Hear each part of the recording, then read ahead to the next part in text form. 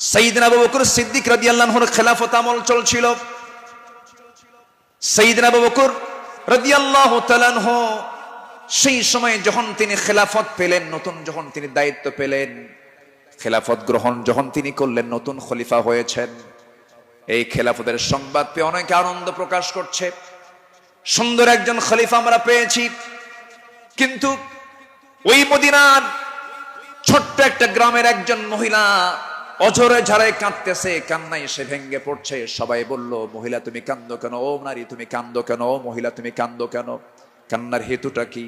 সঙ্গে সঙ্গে মহিলা বলতেছে, কান্নার কারণ হলো এমন একজন ব্যক্তি খেলাফতের দায়িত্ব পেয়েছে, যে লোকটা আমার বাড়ির প্রত্যেকদিন ছাগলটা দহন করে যেত, ছাগলের দুধটা দহন করত। আজকে সে খেলাফতের দায়িত্ব পেল, কিন্তু আমার এই ছাগলের দুধটা দহন করার মতো লোক আর আমি পাবো না, এই জন্য আমি কান্দি।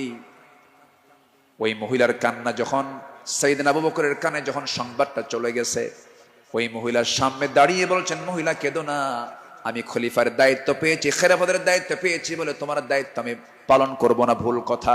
আমার দায়িত্ব এটা রয়ে যাবে, আমার খেলাফতের দায়িত্ব রয়ে যাবে। জোরে বলেন সুবহানাল্লাহ।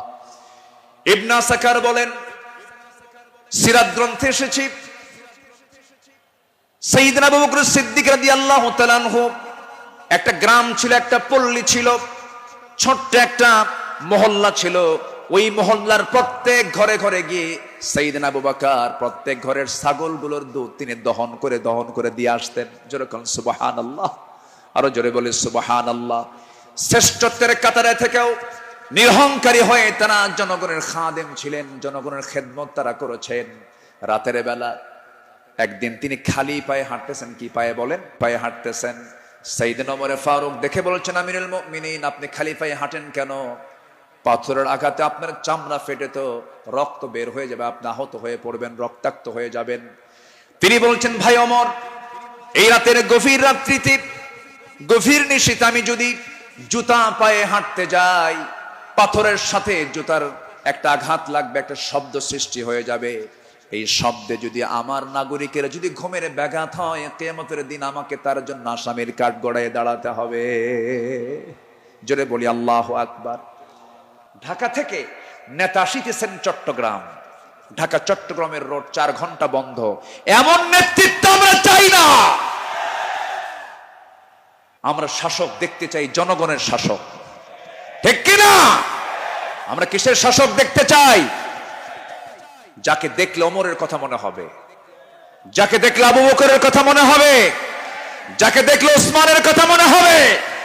একটা ওমর আল্লাহ পাক তুমি বাংলার জমিনে দিয়া দাও। জোরে বলি আল্লাহুম্মা আমিন। সাইয়েদনা আবু বকর সিদ্দিক রাদিয়াল্লাহু তাআলা আনহু, খেলাফত মানে কি? একটা দেশের তিনি রাষ্ট্রপ্রধান। রাতের বেলা তিনি চলে গেছেন হলো প্রতিবেশীর ঘরে। কোন প্রতিবেশী? যে প্রতিবেশীর স্বামী নাই, ছেলে নাই, মেয়ে নাই। যেই মহিলার তিনি খেদমত করতে গেছেন তার চোখটাও নাই, বয়োবৃদ্ধ জ্ঞান বৃদ্ধা একজন নারী, সচেতন একজন নারী। তিনি তার খেদমত করার জন্য খেলাফতের দায়িত্ব পাওয়ার পরও তিনি চলে গেছেন।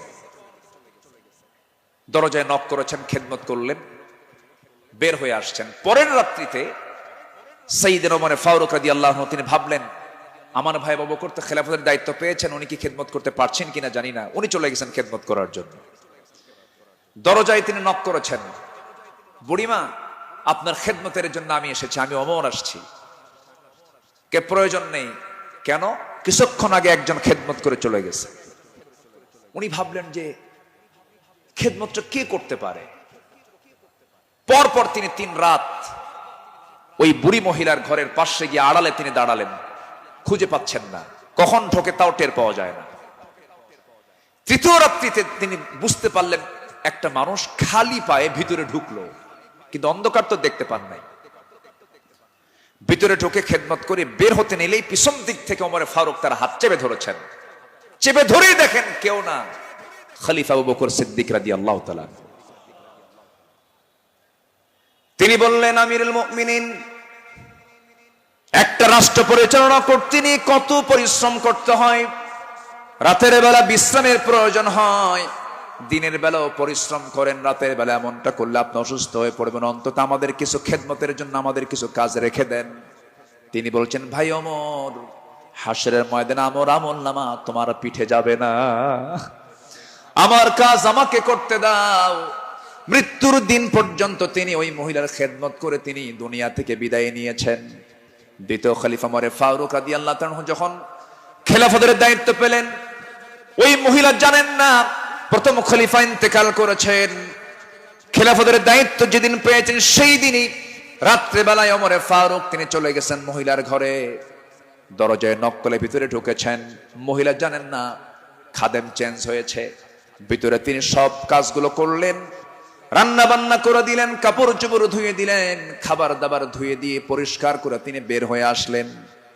মহিলা অন্ধ মানুষ, বসেছেন খাবার খেতে, সামনে খেজুর নিয়ে যখন বসেছেন, খেজুর একটা মুখে নেওয়া মাত্রই দাঁতের নিচে যখন খেজুরের বিচি যখন পড়ে গেছে, সঙ্গে সঙ্গে মহিলা বলতেছেন ইন্না লিল্লাহ। তিনি চোখের পানি ফেলে দিয়া কেঁদে কেঁদে বলতেছেন, বুঝতে পেরেছি আমার আসল খাদেম আবু বকর আর দুনিয়াতে নাই। আমার আবু বকর যখন আমার খেদমত করতে আসতো, যখন সে খেজুরগুলো আমাকে ধুয়ে দিত, শুধু খেজুর শুধু ধুয়েই দিত না, খেজুরগুলো ধুয়ে ভিতরের যে বিচিগুলো আছে বিচিগুলো সরায় আমার সামনে রেখে দিত, যেন আমার খেতে কোনো কষ্ট না হয়। জোরে বলে সুবহানাল্লাহ, আরো জোরে বলে সুবহানাল্লাহ। শাসক ছিলেন, শাসকের কাতারে থেকেও তারা নিরহংকারী হয়ে জনগণের সেবা করেছেন। আল্লাহু আকবার বলেন।